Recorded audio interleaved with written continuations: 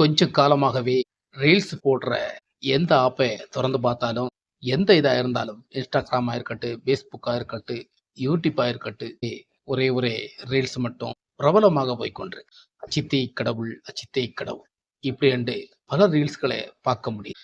என்னடா இந்த மனுஷன் மக்களுக்கு அப்படி என்ன செஞ்சிட்டாரு? அஜித்தே கடவுள், அஜித்தே கடவுள். இங்க ரசிகர்களை கொந்தளிக்கிறாங்க. உலகம் முழுவதும் எங்கு பார்த்தாலும் இந்த குரல் கேட்குது. தமிழ் பாஷையே புரியாதவங்களே இந்த குரலை பத்தி அஜித்தே கடவுள் என்று ஒரு ரீல்ஸே போடுறாங்க. இதை பத்தி மற்ற ரசிகர்கள், இதை பற்றி அஜித் மேல் இருக்கும் பொறாமையில் இருக்கும் சில மனிதர்களும் இதை பற்றி அவங்க என்ன நினைக்கிறாங்கன்னு தான் நம்ம இந்த வீடியோல தொடர்ந்து பேச போறோம். வாங்க வீடியோக்குள்ள ரத்தம் ஒழுங்கு சரியில்லாமல் இதயத்துக்கு சாவை கிடையாது என்ற இந்தியாவின் வரலாறு. சிபிஎம் தமிழ் மீடியா உங்களை சந்திப்பதை மிக்க மகிழ்ச்சி. வணக்கம். அஜித்தை கடவுள், அஜித்தை கடவுள் என்று இங்கே புலம்பெடுக் கொண்டிருக்கும் மக்கள் மத்தியில் இந்த வார்த்தையினால் அஜித் ரசிகர்களுக்கு ஒரு இன்பமாக இருக்கலாம், அஜித்தை கொண்டாடும் மக்களுக்கு ஒரு இன்பமாக இருக்கலாம். ஆனால் இந்த வார்த்தையினால் மற்ற ரசிகர்களுக்கு பொறாமை வருகிறதா? நிச்சயம் வருகிறது. அதை போல் மற்ற நபர்களுக்கு, அஜித்தை பிடிக்காத சில நபர்களுக்கு இது பொறாமை கொடுக்குது. அதற்காக அவர்கள் பணம் வாங்கிவிட்டு கூட இவரை பற்றி ஏதாவது குறையாக பேச வேண்டும் என்பதற்கான நோக்கத்தில் பேசலாம். அப்படியும் சில கருத்துக்கள் இங்கே இருக்கிறது. அதனால் இந்த வார்த்தையை நீங்கள் குறைத்து விடலாம் என்று நான் சொல்ல வரல. இந்த வார்த்தை எதனால் பேசப்படுகிறது? ஒரு மனிதனை இந்த அளவுக்கு உசர்த்தி வைக்க வேண்டிய காரணம் என்ன? அப்படி என்று நமக்கு சிந்தித்து பார்த்தால் பல விஷயங்கள் இருக்கிறது.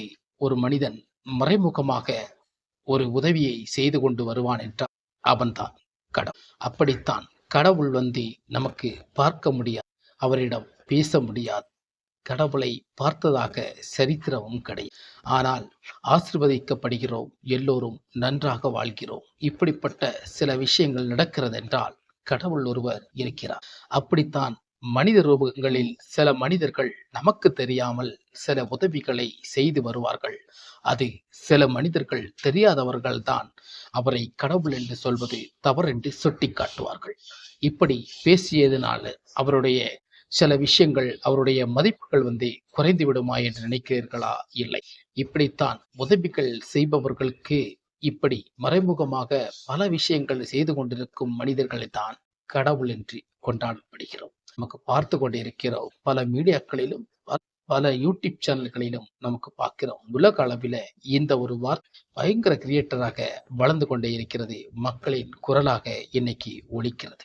இதை பற்றி பார்த்தால் நீங்கள் சமீபத்தில் நடந்த சில சம்பவங்களை நமக்கு பேசியாக வேண்டும். அப்படி பார்த்தால் அவரும் கடவுள் தானே.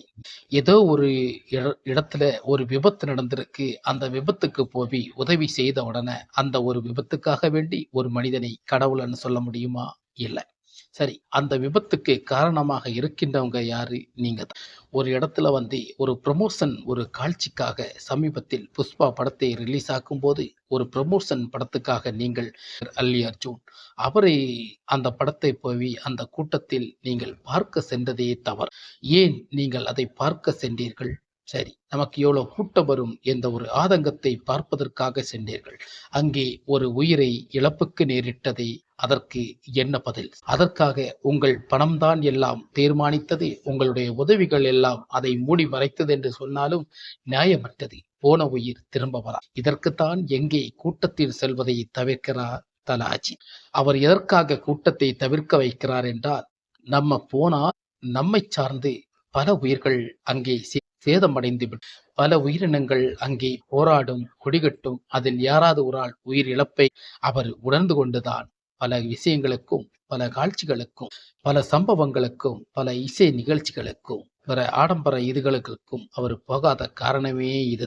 இதை புரிந்து கொள்ளாதவர்கள் தான் சில பேர்கள் அஜித் எங்கும் வரவில்லை, ரசிகர்களையும் ஆதரிக்கவில்லை, ரசிகர்களை கூட வேண்டாம் என்று ஒதுங்கிவிட்டார், நற்பணி மன்றமும் வேண்டாம் என்றார். இப்பேற்பட்ட ஒரு மனிதன் அஜித்தே கடவுள், அஜித்தே கடவுள் என்று கொண்டாடும் போது எங்க போச்சு உங்களுடைய புத்தி என்று சில மனிதர்கள் பணத்துக்காக வேண்டி பேசுகிறார்கள் என்று நினை.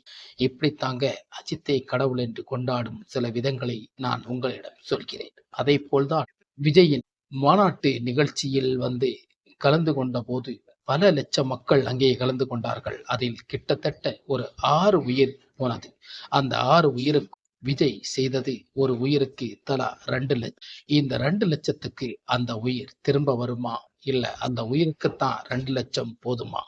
விஜய் சொன்னாரா உங்களிடம், இங்கே கூட்ட நெரிசலில் வாருங்கள், கூட்ட நெரிசலில் நீங்கள் பயன்படுங்கள், உங்களை நீங்கள் கவனமாக செல்லக்கூடாது என்று சொன்னாரா? இல்லை. இதற்காக நீங்கள் அங்கே வந்தீர்கள், கவனமாக செல்வது மக்களின் கடமை, நீங்கள் இல்லை என்றால் போகக்கூடாது என்பதுதான் நம்மளுடைய கடமை.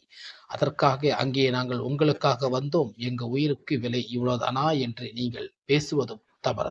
அங்கே உதவிகள் செய்வதற்காக பல விஷயங்கள் இருந்தாலும் உதவியே முன்னோக்கமாக வைத்து சில நபர்கள் செயல்படக்கூடாது என்ற எச்சரிக்கையும் இருக்கிறதல்லவா? அப்படி ஒருவேளை அவர் நினைத்திருக்கலாம். அதையும் நீங்கள் நக்கலாக சில பேர்கள் பேசுகிறார்கள். இந்த மாதிரி பேச்சுக்கெல்லாம் நீங்கள் தலை வணங்கும் போது இந்த மாதிரி சம்பவங்களை வந்து அவர்கள் உதறி தள்ளுவதல்ல, இது மீண்டும் நடக்காமல் இருப்பதற்கான பல எச்சரிக்கை மணி அங்கே இருக்கிறது. நீங்கள் பேசுகிறீர்கள், புரிந்து கொண்டு பேசுகிறீர்களா என்று தெரியவில்லை. இதுதாங்க அங்கே நடக்கிறது. அதற்காக அல்லி அர்ஜுன் வந்து 25 லட்சம் கொடுத்தார். குழந்தைகள் 2 குழந்தைகள் படிப்புகளை கவனித்தார் என்று சொன்னார். அதற்கு அவர் கடவுள் என்று போற்றப்படுவது தவறில்லை. அது ஒரு நன்மை என்றுதான் நமக்கு சொல்லி முடிக்க வேண்டும். அதற்காக அஜித் என்ன பல உதவிகளை உங்கள் முன் செய்வது உங்களுக்கு தெரியுமா? இல்லது பல நபர்களுக்கு அது தெரியுமா? இதை தெரியாதவர்களும் தெரிந்தவர்களும் தான் அவரை அஜித் கடவுள் என்று கொண்டாடுகிறார்கள். இதுதான் நான் ஆரம்பத்திலே ஒரு கருத்தை அதாவது அஜித்தை கடவுள் என்று சொல்வது சும்மா அல்ல, அதில் பல விஷயங்கள் இருக்கிறது. ஒரு மனிதன், அதுதான் கடவுள் நம்மளை காக்கிறார், அதை அழைக்கிறார், அது நமக்கு தெரியவில்லை, கடவுளை பார்க்க முடிவதில்லை. இதே போல்தான் ஒரு மனிதன் உதவி செய்வதும் நமக்கு தெரிவதில்லை, அதையும் நீங்கள் அழைக்கவும் முடியாது, அதையும் கடவுள் பார்த்து கொண்டிருக்கிறார். இப்படிப்பட்ட சில விஷயங்களை அவர் செய்பவர் தானே, அதைத்தான் மக்கள் இன்னைக்கு கொண்டாடுகிறார்கள். இதற்கு எதிரணி ரசிகர்களுக்கு பொறாமை கொடுக்கலாம், அவரை பிடிக்காத நபர்களுக்கு பொறாமை எடுக்கலாம். இதை போல் உங்களுக்கு இருக்கிறதுனால அஜித் மீண்டும் வந்து குரல் கொடுப்பாரா? இல்லை, அவர் பாட்டுக்குத்தான் அவர் இருப்பார் என்பதை நீங்கள் மீண்டும் புரிந்து கொள்ளுங்கள். தயவு செய்து காசு வாங்கிவிட்டு ஒருவரை தாழ்த்தவும் ஒருவரை உயர்த்தவும் பேசுவதை தகர்த்து விடுங்கள் என்பதுதான் நம்மளுடைய நோக்கம். மீண்டும் இது போன்ற சில விஷயங்களை உங்களுக்கு பகிர்ந்து கொள்ள நான் ரெடியாக இருக்கிறேன். மீண்டும் இது போன்ற விஷயங்களுக்கு நீங்கள் சப்ஸ்கிரைப் பண்ணுங்க, லைக் பண்ணுங்க. வணக்கம். சட்டம் ஒழுங்கு சரியில்லாமல் இந்தியருக்கு சாவை கிடையாது. இந்த இந்தியாவின் வரலாறு